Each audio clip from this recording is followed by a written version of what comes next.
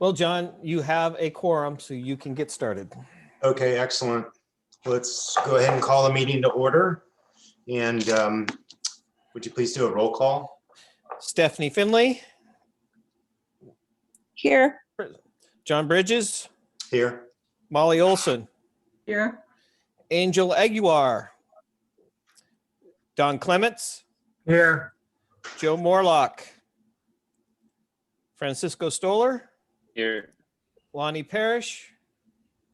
I see Lonnie's name. Wonder if she's on the phone. Maybe Josh Duder. Josh Cassandra Olvin. Present. Back to you, Mr. Chair. All right. I do note that Lonnie's on screen now, Yep. I really am trying to get on. so we can note that she's here. All right, so let's talk first about the minutes from our January 25th meeting. Did anybody have any changes to the minutes? Seeing none, then I would entertain a motion to approve those minutes. I'll make a move that we there. Looks like Molly moved and Cassandra seconded. We were teaming up on it. Yeah. Close enough. All right, any discussion? Hearing none, all those in favor say aye. Aye. Aye. Any opposed? Nope. All right, let's move on. So no matter how many times I speak with Doug in between these different meetings, I always am never quite sure exactly what hurdles we need to get to. I was thinking, Doug, that not only are we trying to figure out precisely what is in the plan in terms of projects, but I also thought we were going to discuss and try to establish the rate.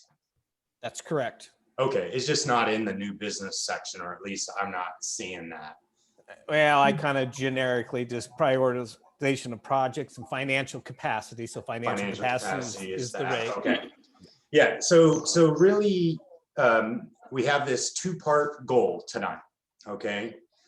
And it's one of these meetings where if we accomplish our goal, we don't have to have another meeting on March 6th. If we don't accomplish our goal, we're back for March 6th to accomplish our goal. So, it'd be great in my mind if we can do the two things we need to do tonight, which the first is to finalize the projects that we want to have as in the plan, and then secondarily identify the rate that we think should go into the plan, keeping in mind that everything we ever do has got an asterisk. We're just making recommendations, right? So we just want to finalize our recommendation on those two subject matters. Doug, I'm going to put you on the spot a little bit and ask you to just remind us. I know that we narrowed down the scope of what we wanted the projects to be. What would be helpful is if you could tell us what the final number was on those projects, so we know what that is, and then maybe just give us the number that would be budgeted on the 4, 5, 6, 6.5, and 7% rates. Is that something you could do fairly quickly to give us an overview? I can, and then I just want to remind you, Mr. Chair, that we will have a brief discussion with Elaine about the elements that'll go into an urban renewal plan. We wanted to do that first so we can get her in and out, and then we can talk more about. Okay, well, that'd be great. Let's turn to Elaine for that, and that way you can grab those pieces of data points while we're listening to Elaine. Okay, Elaine, so we did get in our meeting packet kind of your outline, what would be your index, I guess. So go ahead and tell us what the plan is for your next bit of work. Sure, and thank you. We haven't seen you guys for a while, although I know you've all been working hard, so hoping to move forward on that soon.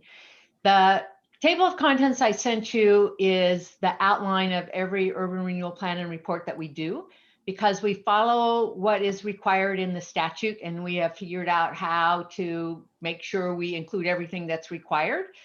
And then I highlighted those portions of an urban renewal plan and report that are specific to an urban renewal area itself. So when you look at the table of contents for the plan, and I could pull that up if I need to, but I think all of you got that document, and I'll just walk through it very quickly because I know you have a lot to do. The things that are will be specific to Newburgh are just an introduction of the process and what we went through to get the plan prepared, an identification of what the maximum indebtedness is, the plan goals, urban renewal project categories and urban renewal projects, and amendments to the plan. The amendments to the plan section is usually the same in every locality unless there is something that they want, something particular that they are concerned about, that they want to make sure there's a higher level of review than just a minor amendment. So that section can change if needed to. It doesn't in many of my plans, but in some of them it does if the committee has some specific concern. The other sections, property acquisition, relocation, tax increment financing, validity, annual report, those are the same typically in every urban renewal plan. It's just legislative language that needs to be there. The relationship to local objectives is unfortunately usually a fairly large section that doesn't mean anything to anybody except if you're a planner. And it is just a portion of the plan that says your urban renewal plan conforms to the other plans that your city has. So it doesn't really help you on implementation or the deciding of the projects. It just ties the fact that what you're doing is supported by the other planning documents. And then of course, there's the legal description for the plan. Are there any questions on the plan components? Then the supporting document. So it's the plan that, Elaine, let me just ask a question. yes. And this might be Doug as well, but so at some point in the future, you're gonna come back with a draft of this put together for us. And when do you anticipate that's gonna occur? About a month after you guys decide the projects. Okay. And it's a month after the city council decides? No, it's what you decide. So you'll come up with your project list. So right now we're scheduled tentatively for a preliminary draft of the urban renewal plan and report, or elements of that, in latter part of March. And then we're going out for, and we'll get to the timeline later, and then go out for a community open house in April. And then we're back in front of the committee in the latter part of May with a final plan and report. And so this is the document where we're going to want, if we as a committee choose to have a hard termination date of 30 years, we're going to put it in here. Yes. And then we're also going to put in this document stuff like, hey, if we want to do that early proportionate sharing back with the agencies of funding, we put the game plan in this document as well. That's correct. Okay. And those two provisions would usually go under the tax increment financing of the plan. And then if you wanted to add something about that in the amendments to the plan section, you could tie that to that also. So if you put a duration in, you would likely not want them to be able to change that duration through a minor amendment, Right. which is just, you know, a resolution. So you would want to tie that up to the amendment section also. Okay. All right. Sorry to interrupt. Thank you. No problem. So the plan is the document that gets adopted by the city council. The report is also required by ORS 457, but it's not actually adopted by the city council. It is just your document that supports everything that you've done in your plan. So it is the document from which we get the findings of blight. And it is the document that shows financial feasibility and defines all of your projects and the existing conditions of those projects. So everything in the report is specific to the urban renewal area except the relocation report. And that can be specific if you know for sure you're acquiring a certain piece of property and you then identify that property. But if you aren't knowing that you're identifying any property up front, that section just says you'll comply with all required laws. So everything in the report is very specific to your area. And it's just the analysis that's required by the statute. Once the thing that is really unchangeable in your urban renewal plan is the maximum indebtedness, and it's changeable through a substantial amendment, but you have to go through this whole process again to do that, and adding property over 1% of your existing area. So everything that we put into the report helps us comply with all those statutory restrictions. But for example, we'll put in a financing plan that shows how those projects could be funded over time. That particular financing plan can be changed every year as conditions change. So it says the plan's feasible at the point of adoption, but it doesn't lock you into funding projects at that specific time frame or in that specific order. So although we want input and we put that in at the time frame, those things may change by the agency in the future. The things that are most difficult to change again is that substantial amendment, and if you increase the acreage by more than 1%. Are there any questions about the report?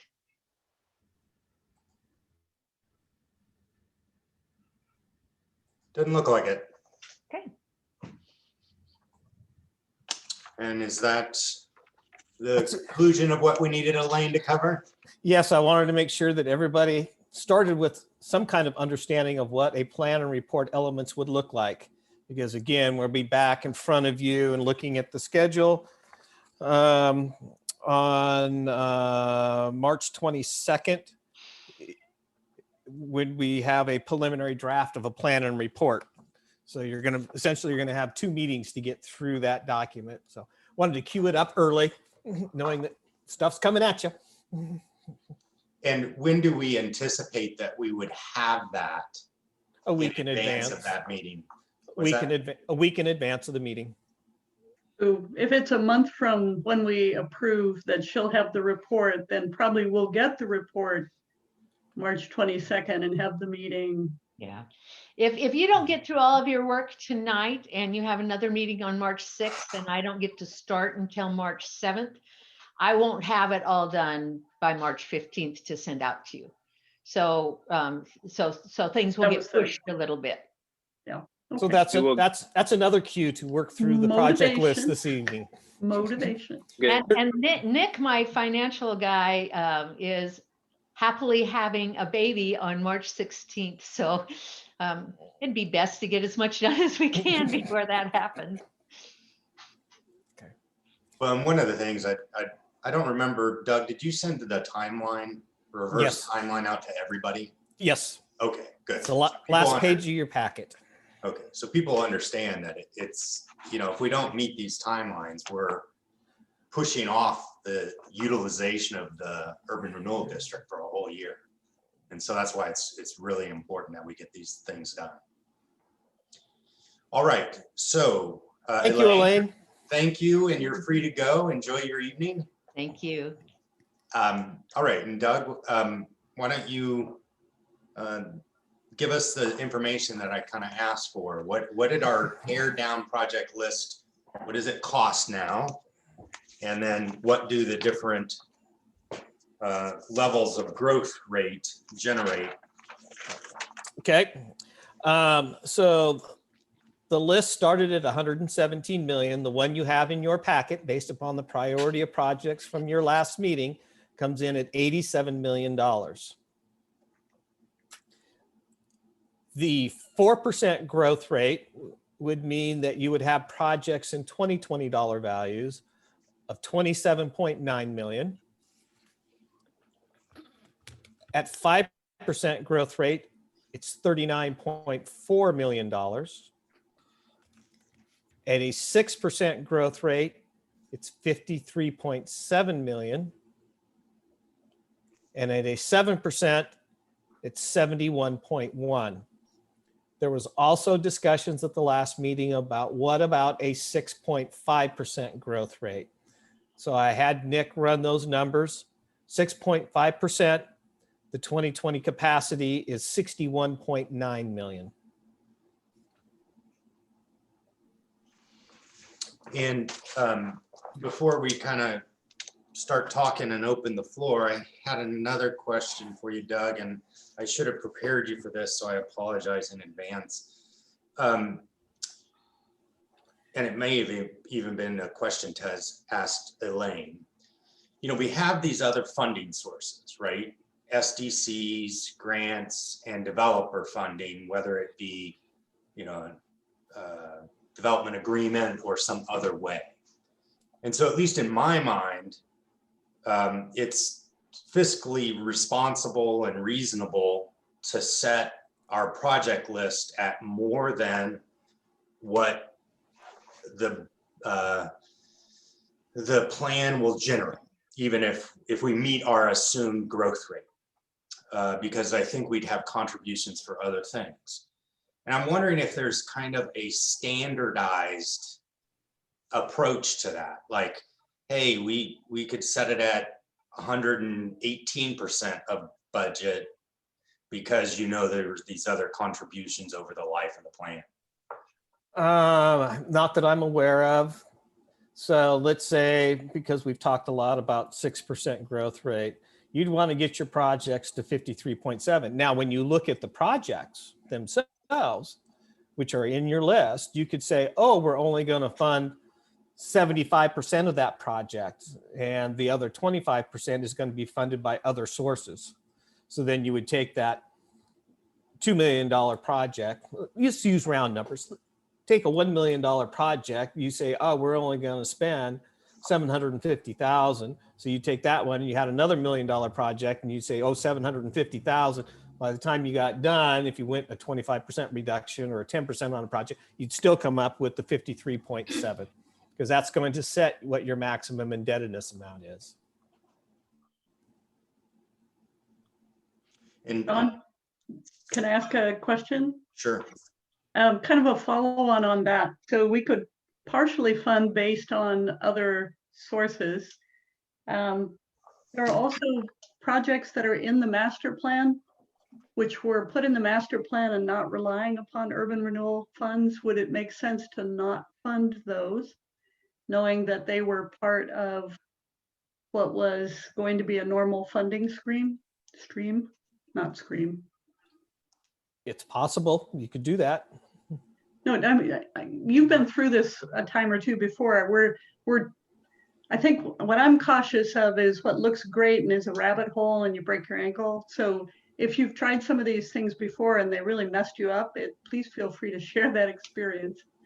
Otherwise, and then just to divvy in from downtown, our part of it, we don't need a parking garage, so I can immediately give you at least $1 million back, I promise. Well, the parking garage is not in your priority list because at your last meeting, you said no parking garage, just surface parking. In the thing, it says, maybe I read it wrong, but there's an asterisk that says the funding is included a parking garage. I probably misread it. No, you didn't. That is included in there, and that's something I was going to have removed. Yeah. It's Did on. we miss something? It's on attachment number 2. Yeah. Oh, attachment number 2 is the projects. So last meeting, the chair asked we would have a much shorter packet, and I pledged yes. And so I came up with Brett, and we came up with a short package, which is your priority projects with the maps. Right. But inherent as it happens is that somebody will say, well, what about the full project list? Maybe I missed something. So you have labeled your priority projects, and then you have a non-priority project list. just so that you had all of the information available. Oh.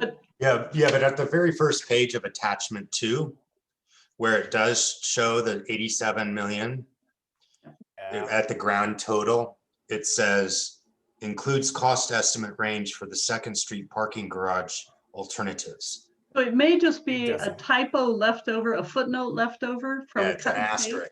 Yeah, it does not include a parking garage. Oh, No, okay, darn it. I was gonna try and give you money back, we but okay. only, we did 3 surface parking lots that were identified in the original list. Okay, Thank you. I did miss that one. Thank you for pointing that out. That it's when you're cutting and pasting and making duplicates, it's very hard.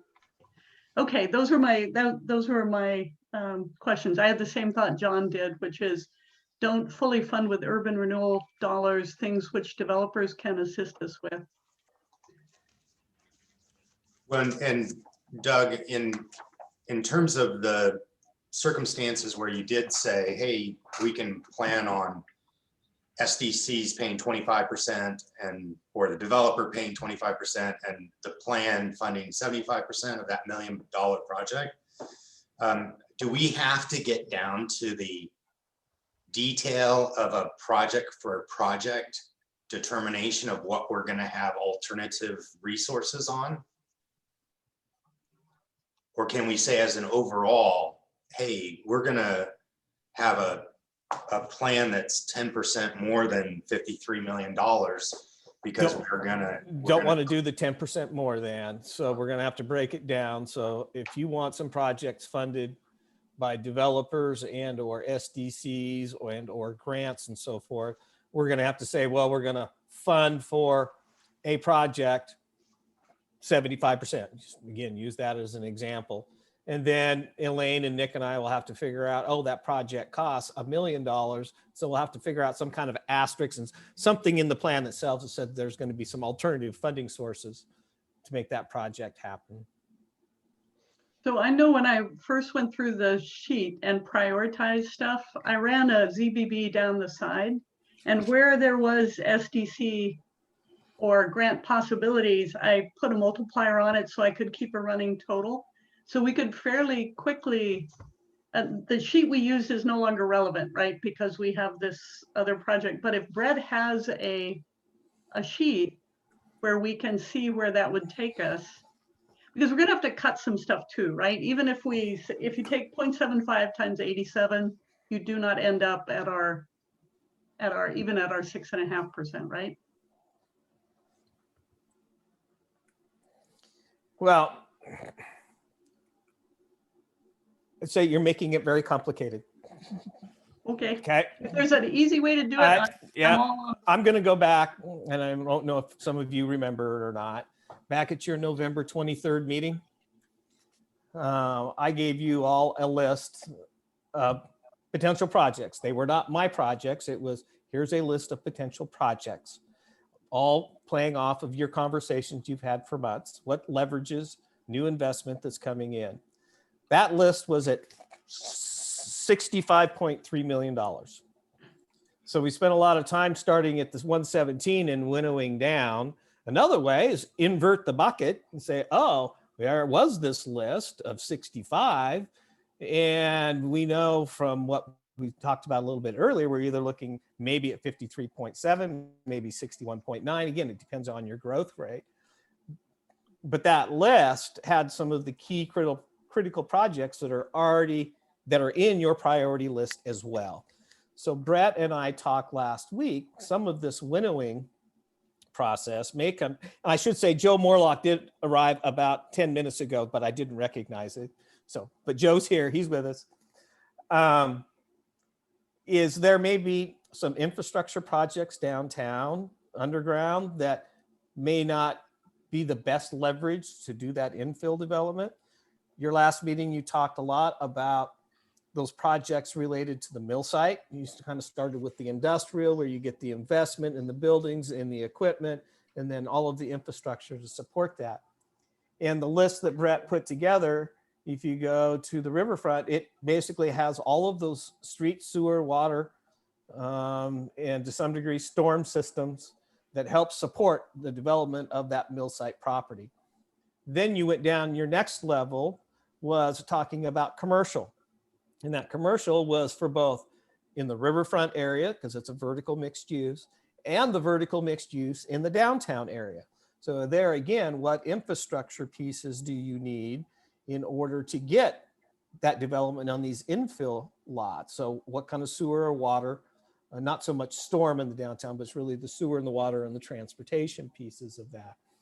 So, my brain is toggling. I've got the yin and the yang going on in my head about where you might want to go. I also asked Brett just to have it in the back of his mind this evening as we're talking about projects in the downtown area, is what is some of the underground infrastructure projects that may not be the highest priority that could be cut off a list. And those may be something that a developer does, or we may find other funding sources to be able to move those forward. The other piece of the takeaway of going through the minutes and through all of this was the Esplanade, its full length, and then the bypass trail, the missing piece really from River Street to College Street and making those connections. That was another part of the conversation from last week. So I know, and I said, making it complicated, you can make it as complex as you want to. If you want to look at projects and say, oh, we're only going to spend 50% of this one and 75% of this one, you can do that. But I will say this, you have to absolutely no later than March 8th, you have to have a final project list. So My Doug, consultant needs to go through and they need to do all the financial modeling to this in order for us to get to a point of being in front of the city council in August of 2021. we get it. So rather than us suggesting things to you, if you have a way to get us there, we would love to hear about it. If you ask us what we want to do, we'll come up with all sorts of creative ideas, but they will irritate you. So if you could give us direction, that would be great. Can Well, Joe Mr. talk? Can Joe talk? Yep. I'm curious what Joe's going to say. Yeah, great. Thanks, Frank. Yeah, and so it's speaking a little bit to this, but I always find it a danger for us to count on money that we don't have. And so when we look at projects and we start to trim and say, oh, we'll fund 75%, we'll find the other 25%. I think that's a bad plan when it comes to planning for infrastructure projects like this. So I don't want us to get into a place. I would not think it's the best move for us to try to trim and to shave. We need to make hard decisions. And if we need to cut 27 million, then we just cut it and we figure out we can't fund everything. There are lots of things I'd love to fund. But I think, and I would actually like to hear from Doug and Brett. I do think it's important to know, the things that are feasible. But I think from a funding standpoint, I think it's always dangerous to talk about grants and about funds that we don't have in hand, or we're not taxing for, that we know we'll have in hand. And I also don't like messing with the growth rate. I think actually a conservative growth rate is a better place for us to be. And it may be fewer dollars, but I think it's important for us not to mess around with those numbers much. I think I think we make a solid choice based upon the data we have, and then we make some hard choices about the cuts we have to make in the list, because we could quadruple this list. I'm sure the city's got all kinds of stuff they'd love to be able to do and that we can't afford. So I just want to be really cautious about tinkering with little growth rates to try to move it up and down too far, and also making estimated guesses on what kind of money we think we might get from outside sources, because I think that's a bad fiscal plan for a municipality or a school district or anybody else. So I want to just put that out there. Thanks. Yep. All right. So Doug and or Brett, do you want to give us some direction? Or, because I've got some thoughts on just kind of contrary to what Joe said, but I don't know if I want to share those before you might want to give us some direction. Oh, where would I start? Okay. Go ahead. Okay. So I think there's a difference between counting on grant money versus counting on SDC money. Kind of by definition, we're planning on having growth for this plan to work. So SDC money is going to get paid in, and it's got a payment cycle of 20 years, while our plan has a 30-year cycle. So I think you can reasonably advance SDC money. So if there's a project that you're planning on collecting 20% from SDC, you fund the whole thing right now so you can make it ready for development. And you have an agreement to get paid back from the SDC fund. Because otherwise, I think we're losing the advantage and the system of SDCs on those projects. Likewise, the city, as I understand it, can engage in development agreements on property. So if you build all of that street infrastructure and it now makes developable property on both sides of the road, the city can create an agreement where they funded what the developer should have funded or would have funded, and that for a period of 20 years, they can collect that back from the developer when the developer, in fact, builds out their property. So we made it so that they can do it right now. We advanced the 100% of the money, but then we collect back that portion which the developer would have paid had they done their development first. And so I think it's fiscally responsible to make sure we take advantage of those two things. I do agree with Joe as it relates to grants. I could ask Dawn, what portion of matching grants do you get from the state parks? Because I know they've gotten it several times, but you have no guarantee, right? And you have no mechanism. You have no developer agreement. You have no SDCs that's out there collecting. You have no way of knowing. That budget, that money might just go away. Who knows? So I would want to take advantage of those two topics, developer agreements and SDCs, because otherwise I think I'm selling this urban renewal district to people because it's another piece of the funding puzzle, right? And so if I just give away two pieces of the funding puzzle, I've done something I think that's fiscally unconservative. But I'm not talking about giving it away. I think by that money's going to come in, but now you're leveraging one loan upon another. And I think that's where the SDCs will come in, but to say, and we don't know when they'll come in, right? So we've built the infrastructure. What if no development happens for whatever reason? So then you're waiting on the other dollars to come in. If you come in and do a full project and fully fund and it's done, SDCs come in, we have a large list, a bigger list we're about to make cuts in. Could we not go down further in the list? Okay, now we've collected the SDCs, we have enough to do the sewer in X, Y, or Z. If it's not on the list, you don't get to do it. That's my point. For the urban renewal part of it, but not the SDCs part of it. No, we have to keep it on the list. Otherwise, we can't spend money on it. You can't spend any SDCs on it. No, what I'm saying is if we cut it from the list and we pare it down to 53 million bucks, right? Because we chose that number and we take it off the list because we made that tough choice, right? Then we can't spend money on that project. So where do the SDCs go? Where do they get spent? So what I'm saying is there are a number of projects like sewer projects and other projects that are SDC eligible. And so if we just build it out, and we don't have a mechanism to recoup that money from the SDC when it's filled up, so to speak, the account's filled up, then the SDC will just move on to something else. Right, a project that wasn't on the list that we'd still like to get done. Right. Well, not a project on our list. Well, it could be on any list. The city's list. Correct. But that doesn't Which help is the list they're giving us. No. They've got hundreds and hundreds of millions of dollars of other projects. That's not in our geographic boundary. All our projects are in our geographic boundary. I agree with you, John. I think it's important because the methodology for establishing SDCs is very, very important.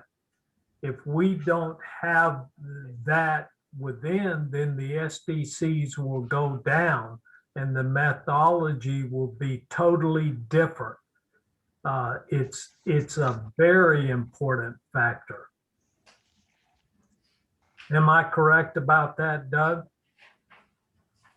Is if there are projects that are SDC eligible to be funded and they're funded by urban renewal, then that requires engineering to go back and look at their overall master list of projects and determine, do they backfill other projects for what was going to now be funded by another source, or because councils be having conversations on SDCs, do they shorten their project list, which then reduces SDC costs?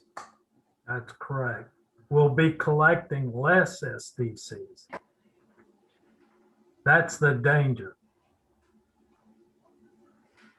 So Doug, is there a challenge on your front in us saying, hey, we want to maximize what SDCs we can leverage that are on our priority list, and we want to maximize what we can do through recoup through development agreements? Is that something that makes you go back, you and Brett go back and relook at how those reduce down those different project costs? Yes. Because Brett will have to go back. And so let's just start on the priority projects, Riverfront, East 14th Street. So there's a note 1. Brett, what does note 1 remind me what it says? Note 1, Note a 1 project is- is not a current of City of Newburgh infrastructure master plan. And so therefore it does not have SDC eligibility Eligibility. associated with it. It needs to be in a master plan. So if you looked at, if we started with East 14th Street extension, which is from River Street to Dog Ridge, it's not SDC eligible. The water project and the storm project are not SDC eligible. If you go to Industrial Street number 1, the street and the infrastructure under it are not SDC eligible. Okay, So so those are examples of items that we would attempt to fund in full, but we could utilize a developer agreement as well.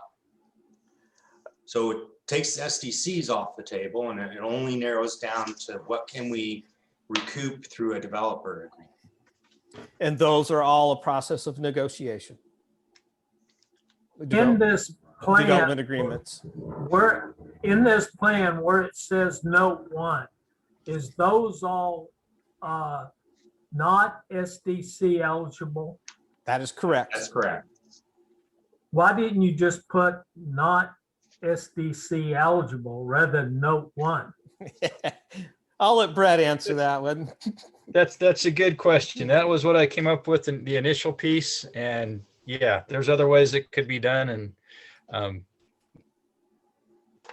was just the one that just got selected.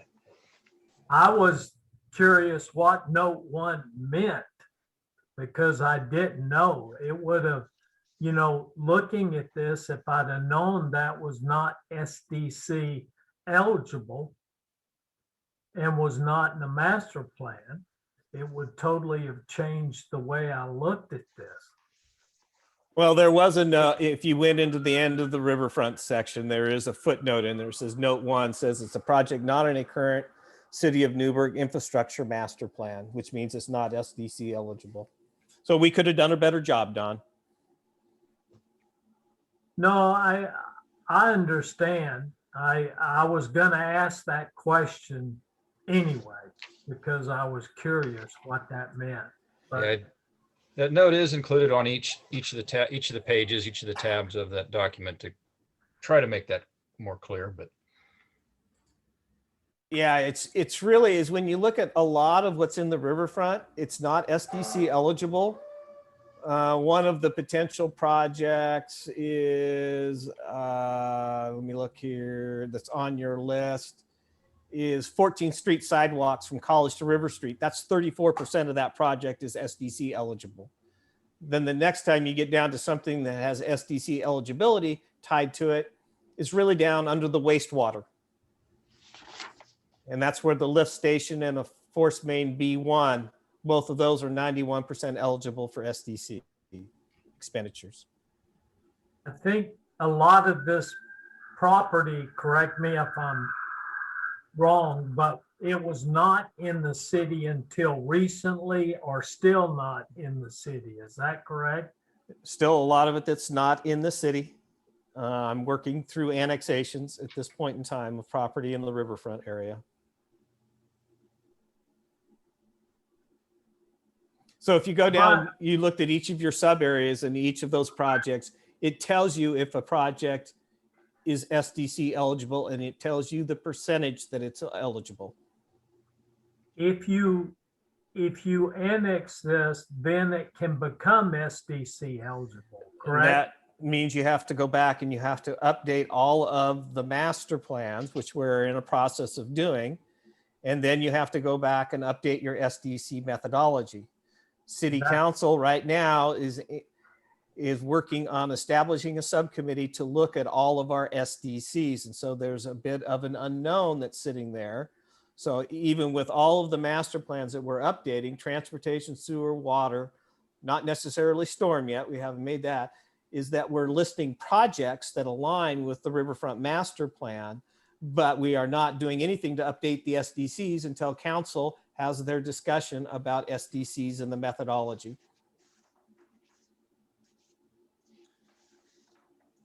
So Councilor Doug, Finley, did I catch that one correctly? Okay. so Doug, you know, that wastewater is a great example of those 3 items that are 91% SDC eligible. It's about $1.5 million. And so if we have the SDCs, then we're able to fund $1.5 million worth of projects, build out all these lift stations, and over the future development of that land over 20 years, we'll recoup like $1.365 million in funding that we loaned to the infrastructure, so to speak, and we can turn around and get that into a different project. And your methodology is correct on that. So think of it this way, that if we went to the wastewater in sub area C in the lift station, and it was not an urban renewal listed project, then we couldn't spend any urban renewal dollars. So say there's development that's all happening basically to the west of College Street. If you had urban renewal and it said, oh, you know, we've listed that as a project, and let's say the lift station costs $777,000. We could theoretically, if we have the funding and we can issue debt and so forth, is that we could build that. Then we'd have to take that methodology and put it in the SDCs that would be collected that would then come back to pay back the urban renewal program, which then could say, oh, might there have been other projects that were in your original master list that you wanted to fund, but we didn't have the dollars to do that. It gets kind of, I'll be candid, it gets a little bit squishy. But if you don't have the urban renewal dollars up front, you can't build a lift station, the development doesn't happen. So everything just sits there as vacant land. And so you're not creating the new property taxes in order to feed the next capital improvement project for the next private development project. So you got to, there's bookends and it slides. It's a little bit like a billows. But also I want to caution, we don't want to come across, think about trying to explain this to the public. You don't want it to have it sound like there's this game of, oh, over here and I'm trading this for that, because you will lose them. They will not understand what's going on. Well, but for those who do understand it, won't they ask, well, geez, why didn't you take advantage of this other resource? If you're creating an urban renewal district to be able to be a partner with these other taxing structures, you know, why did you give away $1.3 million that could have gone to projects for this? Well, or why did you give away $1.3 million instead of making the developer do what you normally make them do? I think it's explainable. The question is, how much of that do you want to bet on? That's your squishy thing, right, Doug? Yep. If Brett went through and added it all up and say it's 10 million, I have no idea what it is. Maybe it's 2. I have no idea. then the question is, how much of that do you want to require to come back in SDCs? It would help a lot to know how much potential there is there.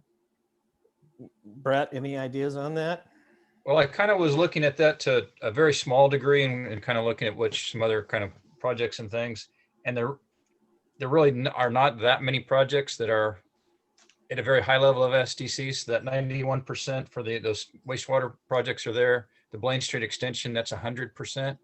A lot of those just don't have that larger percentage. So I haven't done the numbers. I don't anticipate it to be a very large number.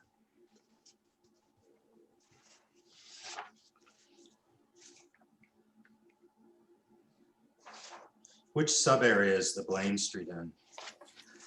It's in A, B, C. It's in D.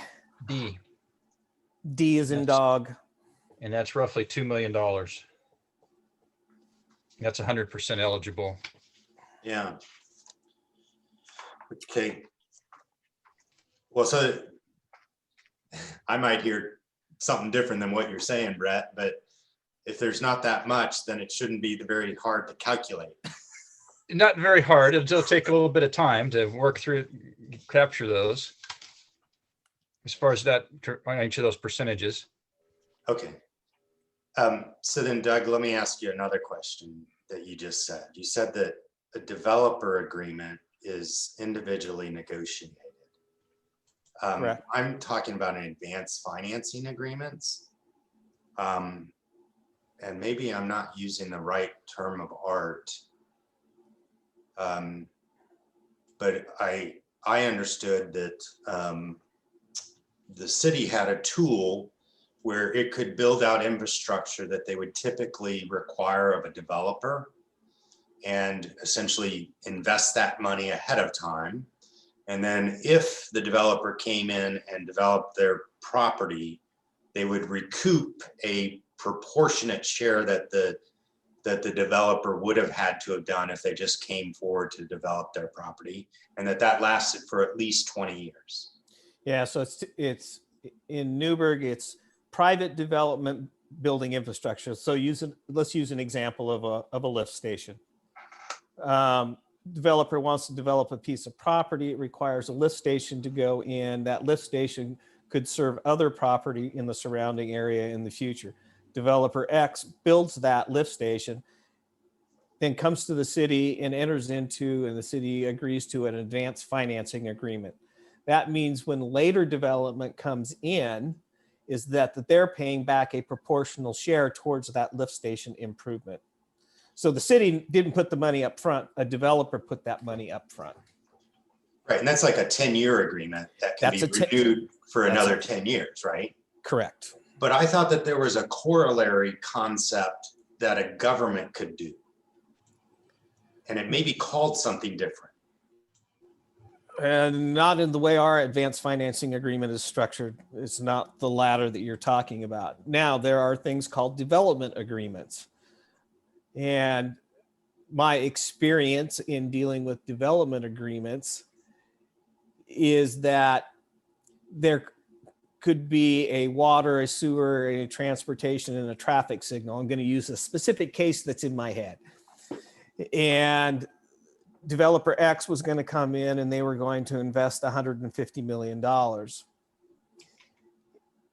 And we entered into a development agreement with them to say, we want you to build this specific project of this minimum value. And in turn, we will do this infrastructure component of the project, but you might have to fund the private development, this infrastructure component of the project. So in that example that I'm relating to, dealt with a project where we had already built the roads, but there was a brand new water line and some other transportation improvements and a new traffic signal. And that urban renewal agency did all of the water line work and so forth, but then had the developer fund and build the traffic signal.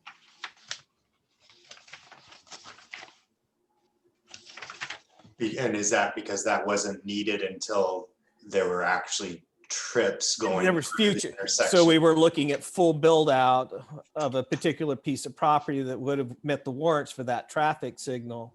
And so it was very close to that tipping point. And so it was negotiated about who was going to pay for what. And so there's no way for the urban renewal district to enter into an agreement with the city to have the urban renewal district do the improvement, and Well, then the city to charge future developers when they build out their property to reimburse the urban renewal district. Can you do things like that? Yes. So you start with the basic premises that the city now has an urban renewal agency. The city will be entering into an IGA with the city to provide some administrative function costs to run the urban renewal agency. Then over here, you could have a project, and let's say there was a $2 million road project, and the agency goes back to the city and says, we want to go borrow money from the Infrastructure Financing Authority through Business Oregon to get that $2 million because it's going to bring in this project of X number of millions of dollars. In that agreement, then the agency is pledging to pay back to the city all of the principal and debt on that particular loan. So there are those kinds of agreements.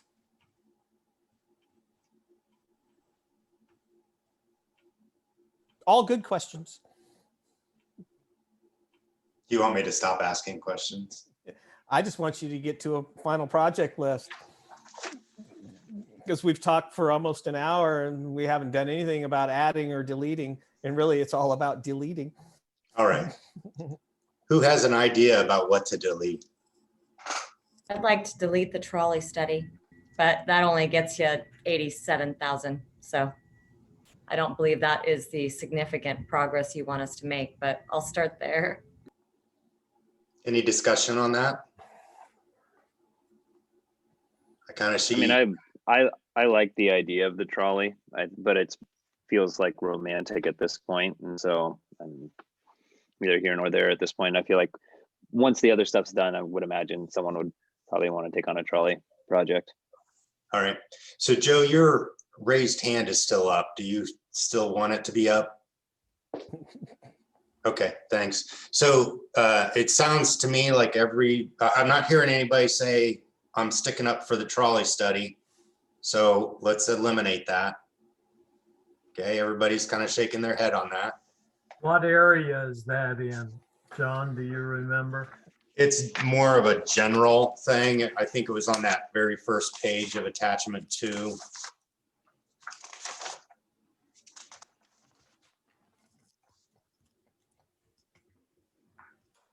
Yeah, it was on that first page of attachment 2 where it just talks about downtown trolley.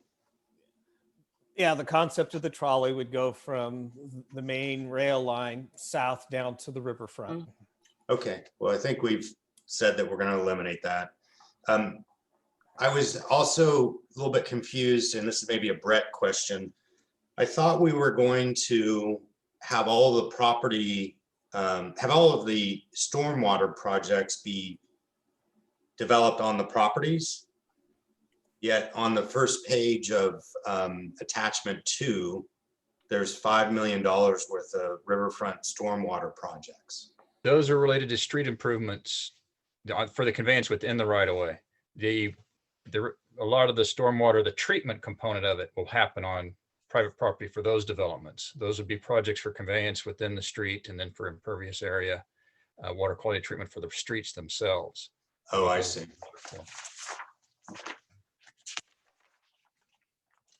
All right. So any further ideas for cutting?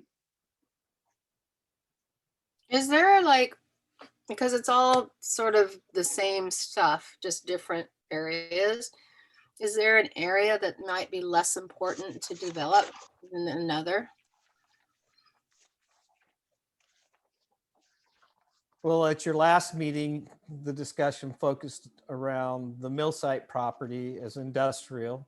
That's Right. where investment would come and you would get the job creation. Mm-hmm. The next tier was commercial vertical mixed use.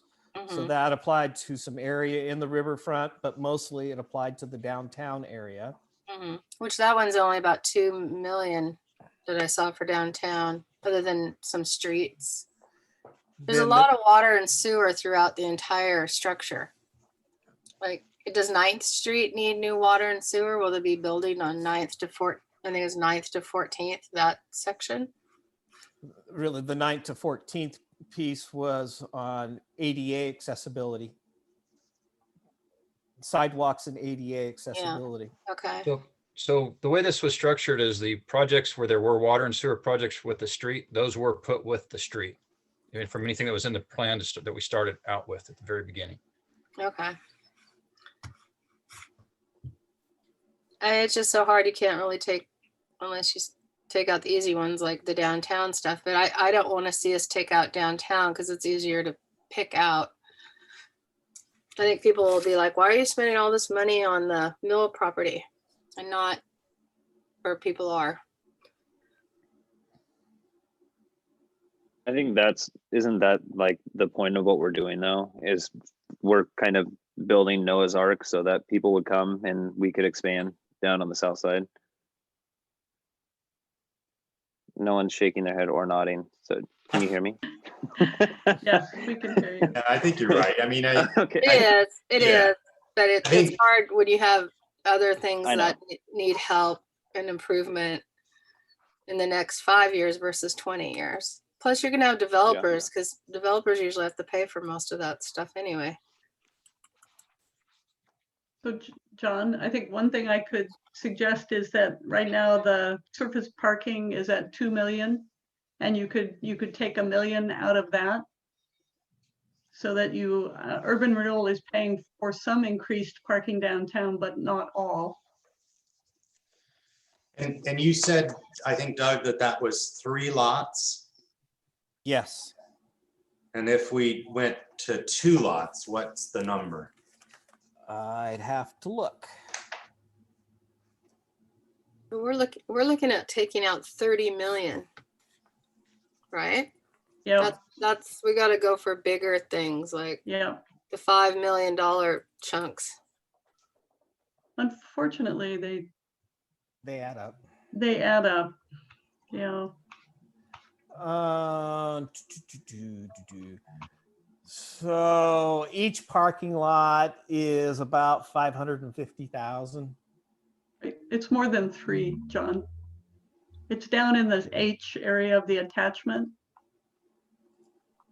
I think there are 6 It's- listed there. Yeah, it's $2.6 million, but there's some sort of signage and wayfinding as part of the same category. Yeah, and it's this only a couple 100,000, isn't it? So you could say you're going to spend, $1.5 million on parking lots. And so we would take that 2.6 and make it 1.5. Yep. Okay. Does anybody have an objection to that? Looks think like it makes most people are shaking their head and saying, yes, we can make that adjustment.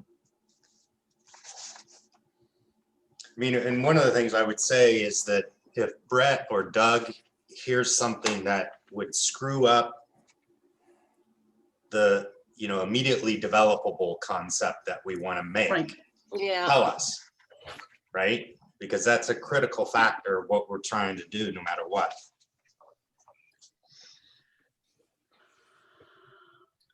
So this is a question for Brett. If I look at the biggest stuff downtown, taking Lonnie's approach, look, if you're going to cut, look for the biggest chunks of money. The Howard Street Road diet and the First Street Road diet are probably over half of the downtown stuff. So is there a way to partially fund these, not depending on SDCs or other things, but to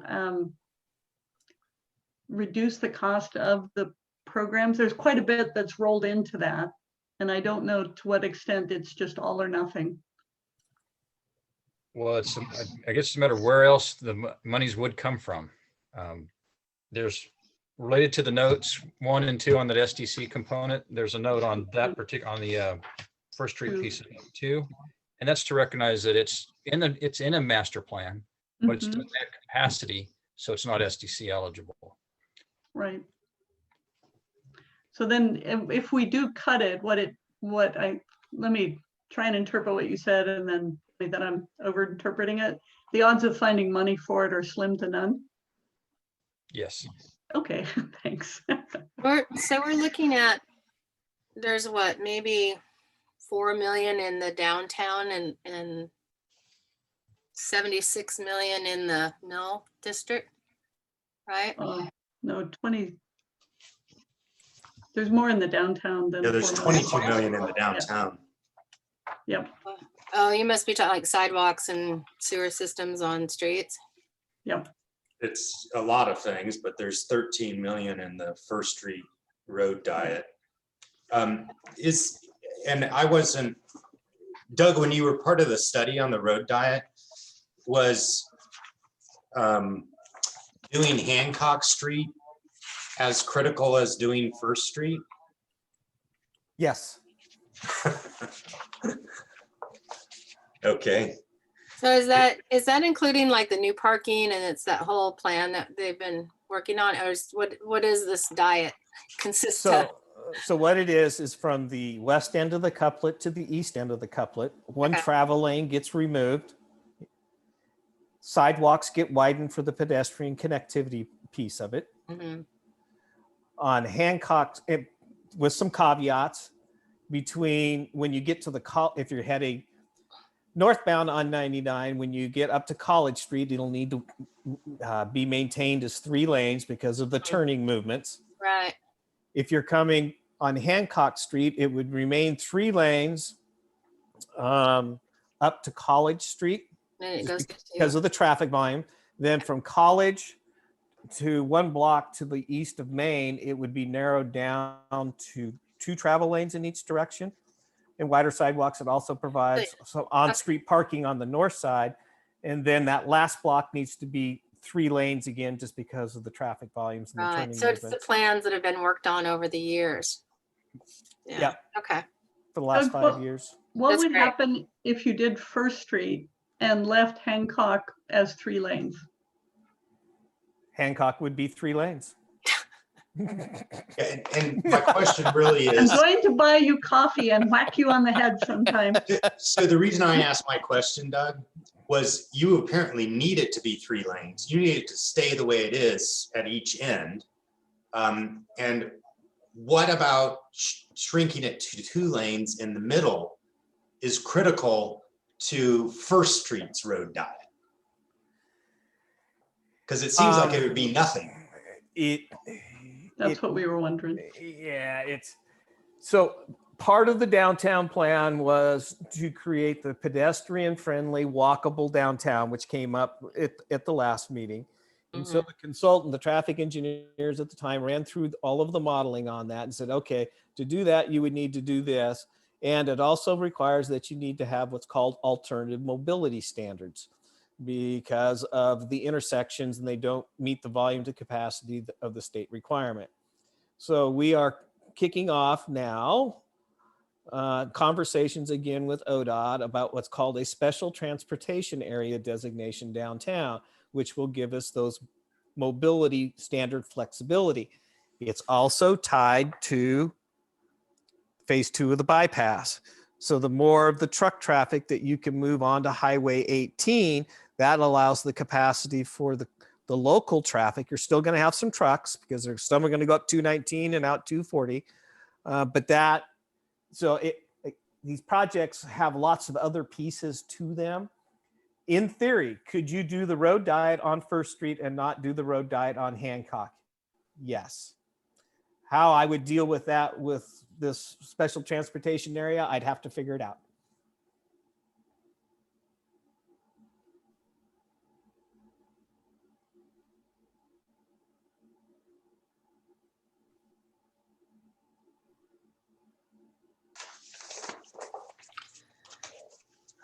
There's, I don't know how important all the curb ramps are on Ninth Street and those, it's $1.5 million around the parks. It seems, I don't know how you decide what to cut where. I mean, it seems like it would be in chunks of areas. So if we're looking at big numbers, we're really having to balance riverfront versus downtown. Yeah. I don't like to make it a versus and an all or nothing, but if you look at numbers and we're looking at sub area A, as for instance, that's 18.5 million. I can make an easy decision downtown and say, let's just cut out the First Street thing and the Hancock one because they're two large numbers. Is that what we want? I mean, this is about determining, what downtown looks like or what the riverfront does. I mean, we can nickel and dime a lot of these, but we're talking about cutting some large numbers. And so if we're looking at large numbers, we're really balancing those two areas. So either the downtown, the walkability, the things we just talked about, or the building for skating to where the puck is going to be. And so I think those are, if you're looking at big numbers, there are lots of other things in the middle of that, but So, I mean, that's, I think that's a good point. The reason I brought up Hancock is I think First Street is far more critical to walkability of our downtown area. It's kind of our historic downtown. And so I'd be inclined to, I mean, I'm really quite interested in having that investment made so that we have diagonal parking. Diagonal parking slows vehicles down because people are backing out into traffic. And so what I would think is maybe not do Hancock as part of this plan. And then in the industrial area, what I would think that we could try to do is, if we think about the orderly extension, I know we need a water loop, but is there some portions of that area A that are kind of the furthest from the infrastructure improvements currently? In other words, Doug and Brett, could we say, hey, we're gonna do all this infrastructure for this loop of water and whatever kind of transportation loop you need, but if we think of like a spoked wheel, we're not going to do these little spokes that are going to come off that wheel, so that we develop from the center and we're not going to worry about the outlying areas. And so can we save infrastructure spending money in area A and B with something like that? Well, I'll say for related to the water line looping, that's already been done. There's a main line loop created, but not the fingers and not all the rest of it that goes along there. Okay, so Stephanie, you've got your hand raised. Yeah, I was just going to ask a question of Doug and Brett about what kind of impact would it have if we went and cut that 2.7 of the riverfront lift station? What kind of impact does that have on the rest of the project? As far as on the riverfront lift station, as far as that related to the mains and the other projects associated with that, or how the development is? Those kind of they do work together. I'd have to look at that a little closer. And Stephanie, were you thinking that there was an alternative source of funding for that or something? Yeah, I'm just wondering, when I look at that, if there is an idea that somehow would come along a different way if we cut that out of this particular, out of the urban renewal, if that is something that would have a big enough impact that we didn't want to cut it out, or if it's something that we think is something that's going to get done in a different way. Well, the lift station would serve residential and the mixed commercial developments. And so kind of generally think about it is, if you are on the south side of 14th Street and to the west of College Street out off of Waterfront Street, some of the sewer would go, correct me, Brad, if I'm wrong, would go kind of north up College.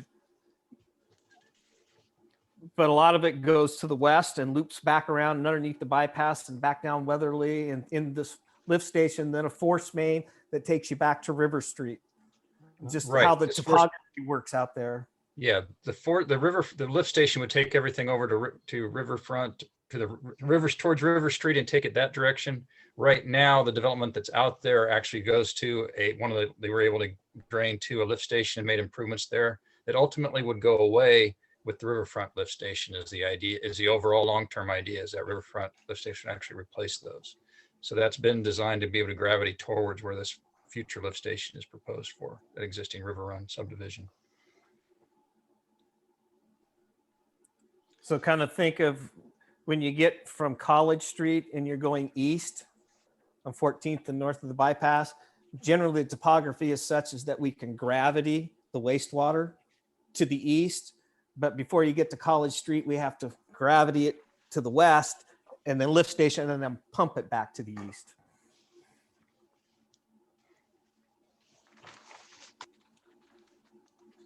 Little did I know when I was a farm boy, I'd have to figure out which way that stuff was flowing. So Brett, All flows downhill, Doug. Thanks, Joe. You're welcome.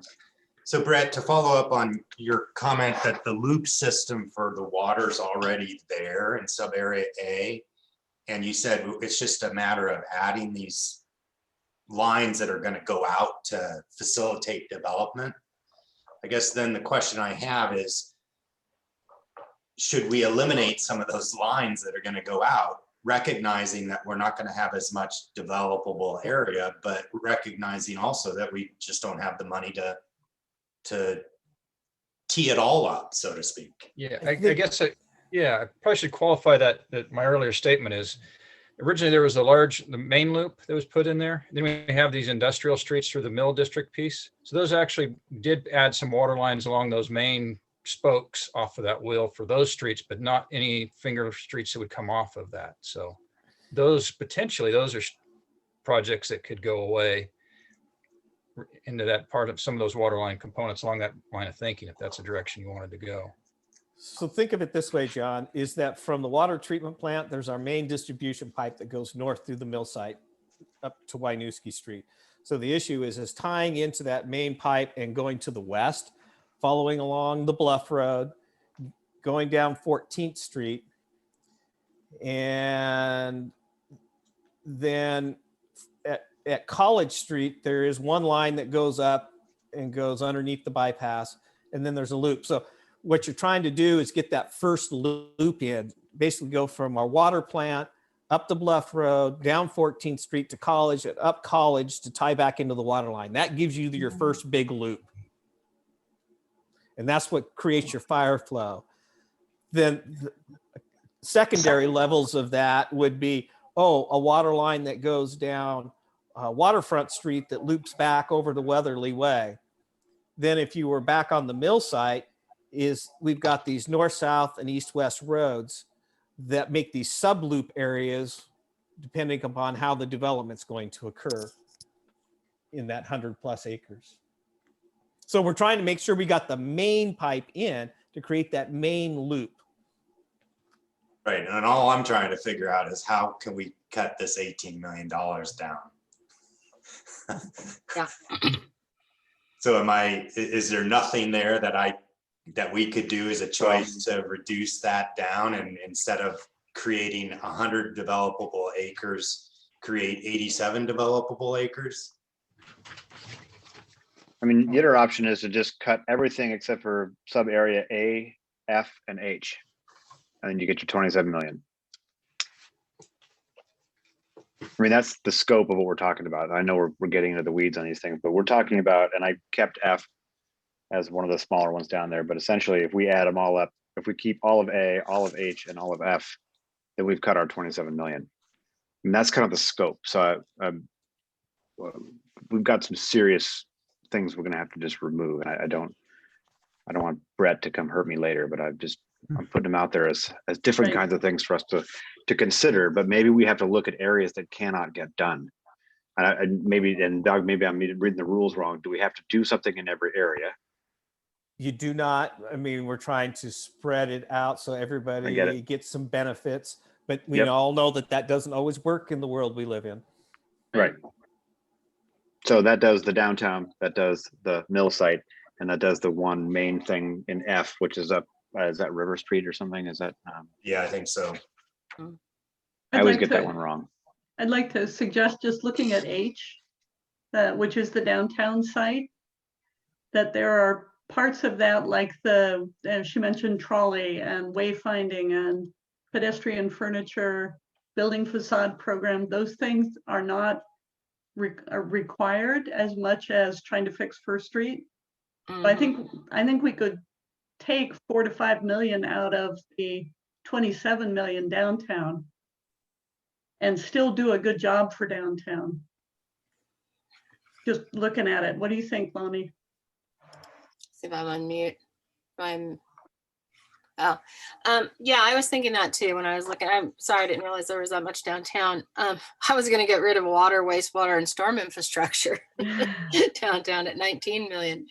No, there's a lot of things we could take out of there, and I think we could maybe try to raise some funds because it's so visual that maybe we could get For some grant wayfinding money and- and stuff like that.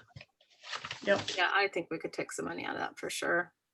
to help Joe, because you're right, we're gonna have to leave whole chunks out. So Yep. doing things that maybe can be done a different way is foolish. Mhm.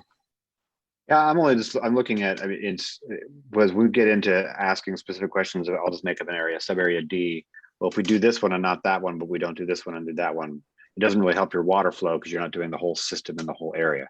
Yeah. Because you're going from big to small to big. That doesn't make more water come out of the big one after the small one. It only comes out at so much, right? So we either do them, I guess I'm looking at them from a value engineering. We either do them and do the project. Like if we want to make a walkable downtown, you need both Hancock and First, as much as they're big dollar amounts. But if we're choosing those, then we're choosing those over doing other infrastructure projects in areas. And I get spreading it around and making people feel nice. People always want me to do that in the school, but there are some things I Doesn't have to work. make choices Yeah. about what I fund and what I don't fund. And so I was just putting a proposal. I'm not going to fight to the death on this one, but I'm just trying to give the scope. If we do those area H and F and A, H and F, everything else is off the table. So that's the scope of the cuts we're trying to figure out on this list. So Doug and or Brett, what's the problem with Joe's perspective or proposal?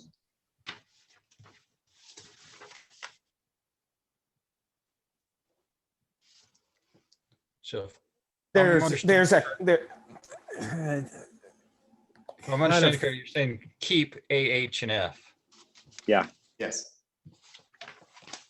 I think that with that, John, I would want Brett and I to be able to put the numbers down on a piece of paper, which means we're going to have to come back on March 8th to try to make it all work. Because there are some Blaine's, I've mentioned before, there's some critical things to make the riverfront work that happen in the downtown.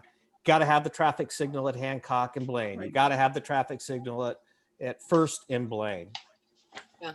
Then we need the Blaine Street extension from 9th Street to College Street. Okay. Then we need the River Street improvements, River Street. because those are two of our ways in, and our third way in is Winooski. And so there's some Winooski frontage improvements from Dog Bridge to the bypass. So those are some critical ways to get into the riverfront, but they also tie directly into the downtown. Now, this whole idea about not doing Hancock, I want to think a little bit more about that to see if we still get a walkable downtown, if we don't fund that project. Then Brett and I need to, based on what I'm hearing from your conversation, is we need to make sure that the sewer and water and these other roadways are all tied together. If we're tearing up a road, we want to have the infrastructure underneath it before you finish the road surface. Otherwise, we get the questions of, what are you people doing? You just finished that road a few years ago. Now you're digging it up again. So we don't want to do that. You know, reducing the surface parking lots in the downtown, okay. Reducing the trolley, okay. Reducing the pedestrian furniture piece. But last meeting, there was the question came up about this pedestrian connectivity north and south to get to the cultural center. So there's one of these projects is Howard Street from First to Sheridan. You know, do you still want that or not? That's more of the festival street. If it's a thumbs up, you want it, okay, then we'll try to work it in. If it's a thumbs down, it's not a high priority, then we can take it out. Yeah, it's not a matter of not wanting anything in here. That's our problem. We want everything in here. So it's more a matter of, if you tell us, well, if you keep that in, we can't finish the water system down to the riverfront. There's no point in doing this whole program. Well, that puts it in a different context. Yeah, it's just because even in area H, we've got a piece of River Street that goes from First Street to Third. So that's part of the whole River Street because we have Right. different segments of that Right. roadway. You know, doing Winooski north of the bypass, we don't need to do that. That's kind of the area E. There's a bunch of stuff we don't need to do in area E that developers could come in and fund. So I'm trying to go back to John's, you know, kind of the hope and what are the main spines of that infrastructure that are necessary in order to make this all work? And Yeah. then on that mill site specifically, and really from the east side of River Street to Winooski, what infrastructure is needed there to support redevelopment of that mill site? Because that's where your biggest bang on your investment is going to come from. Right. Right. And it, So it kind of sounds to me, and I think I'll probably get some nodding heads on this, that we want to focus on the downtown and the mill area and do kind of the critical stuff that's necessary in those two areas and have something that links them together that is a functional transportation system and or utility system. That there clearly is about around 4 million from the budget for downtown that could be cut. And I do want to still keep my piece about SDC in the thought process because I want to take advantage of that. And then it sounds to me like you've got to noodle over that for a little while to see how it's all going to work. And we might in fact have these entire segments of some of our sub areas where we're really not doing anything other than that minimalist approach.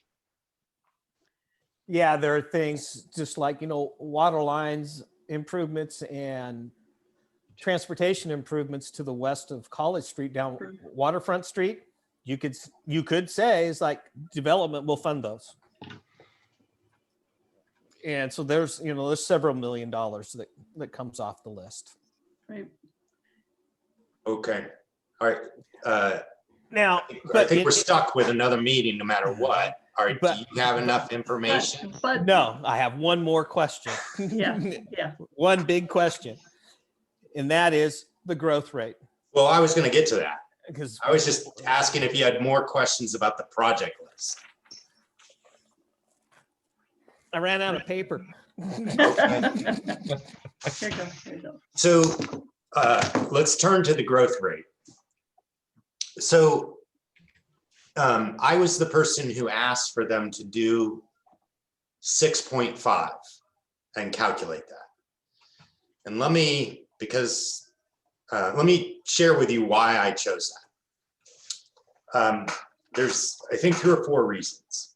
One reason, just in terms of how this plan sort of works, is you don't get to go back and change the growth rate, right?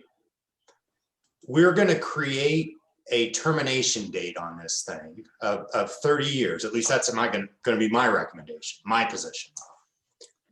So you don't get harmed if you don't reach your goal because it's going to terminate. But on the flip side, if you choose a number that's too low, you get harmed because you limit your projects. And so, and you know, I've shared this with other people in other circumstances. Newburgh grows faster than Yamhill County. They grow faster than McMinnville. They grow faster oftentimes than the metro area. We also have a per capita industrial job base that's higher than all those different areas I just described to you. It's higher than the metro area, it's higher than the state, it's higher than Yamhill County, it's higher than McMinnville. We're a unique little butterfly, I think. And so I think it justifies a number that I think the conservative choice is to choose that number that's a little bit higher than what's happened in the past, because otherwise you shortchange yourself in terms of what you can budget for.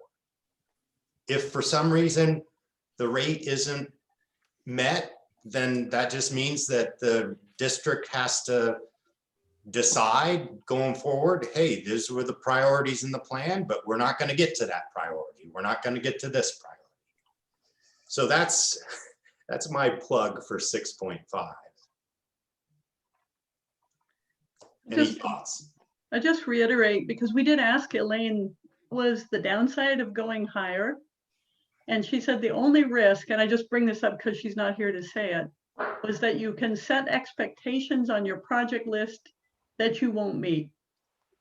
And that was the only risk. So I actually agree with you, rather than limiting it, put it up a little bit.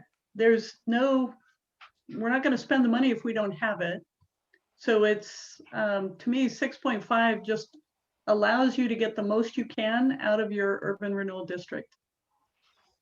And I'll piggyback and just say that I agree with it. And I don't know, I talk about my real estate, whatever, but Newburgh continues to get money and continues to be attractive. And with the direction that everything's going, especially with that development potential going in, I wouldn't be overly concerned on 6.5.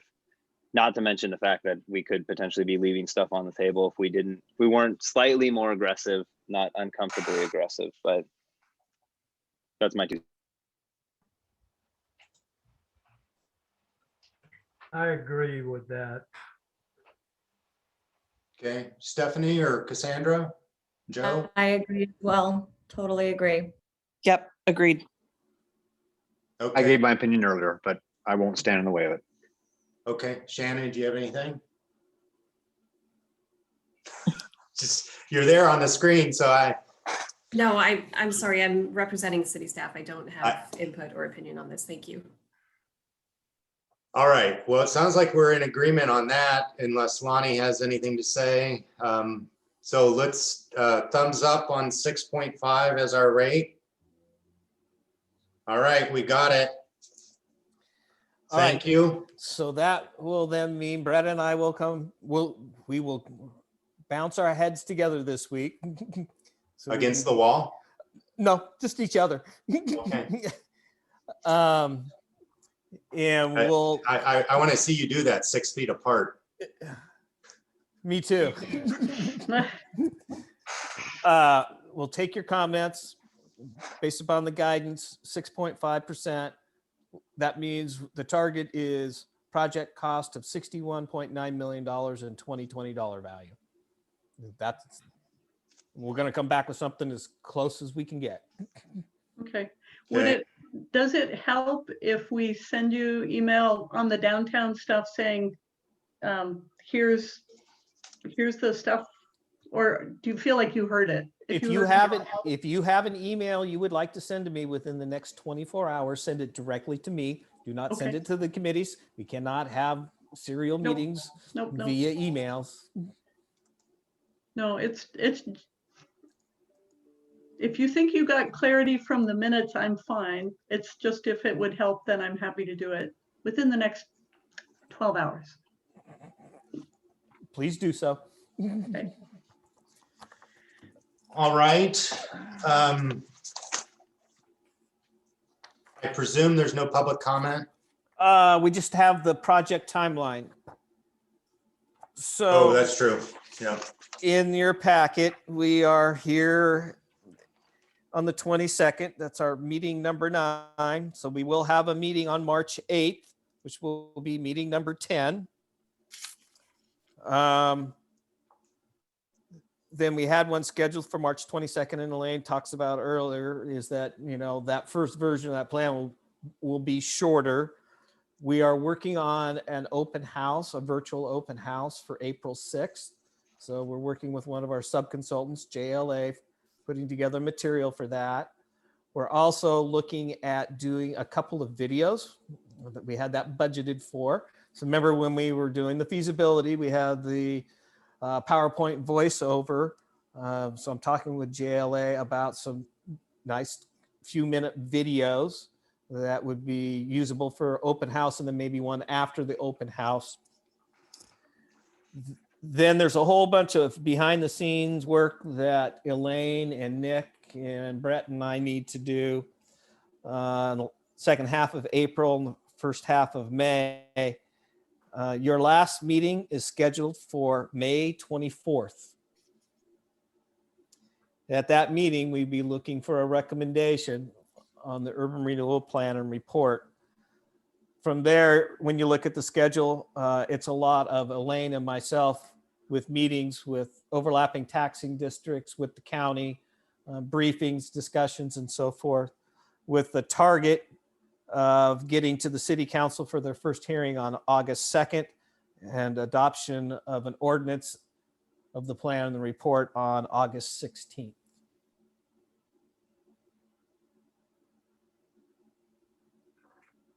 She had mentioned that a big section of the document will be, in conformance with our comprehensive plan.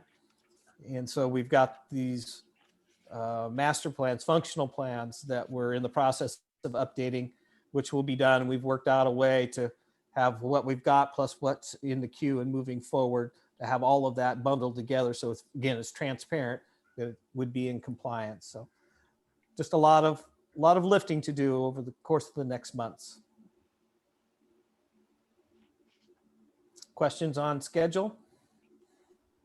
Anybody have any questions about the timeline? No, looks like a lot of work, Doug. So sorry if we're hampering your progress. And if it's useful, I'll get you on our board of directors schedule. I don't anticipate that they're going to have a lot of issues because I think you provided a good precursor to what you would be coming back with during this process. And I've been keeping them informed. So if that would be useful, then I'm happy to get it on the books. Yeah. So one of the things I have done at the request of the overlapping taxing districts is, as we moved into this plan report, I have a separate distribution list. And so it's going to all of the heads of the taxing organization so they can see the progress that you're making on a meeting by meeting, month by month.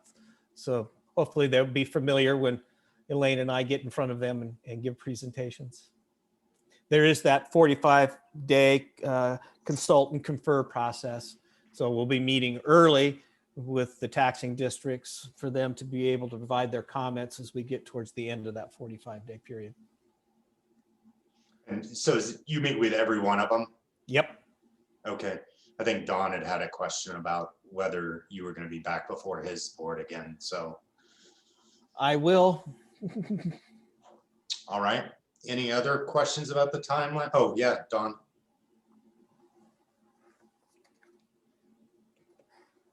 Yeah, it's, gee, I was so busy unmuting, I forgot what I was gonna ask. Maybe the timeline when they'd be getting to your board, maybe? Well, no, I saw that diagram that he put, so that's not a problem. It was something else, John, but I'll think about it later. Go ahead. Okay. Well, let's move off the new business then and find out if there's any public comments. Sue, anybody sitting in the waiting room? All right. No. Thank you. And any further items from the staff? Thank you all. Appreciate it. Okay. You. I'm not going to say anything. Any items? Any items from the committee members? Just thank you, Brett and Doug, for your infinite patience. Yeah, we're trying to make a good product. It's not easy. Never Your help- is. Never is. Your help has been very useful. A lot of pieces to work through, so. Yeah. All right. Well, hearing nothing further, I'm going to go ahead and adjourn the meeting at 7:06. All right. Thank you, Thank guys. you all. Hi. Lonnie? Bye. See you on Lonnie, March 8th. can I call you? Yeah, that'd be great. Okay. Bye. Bye.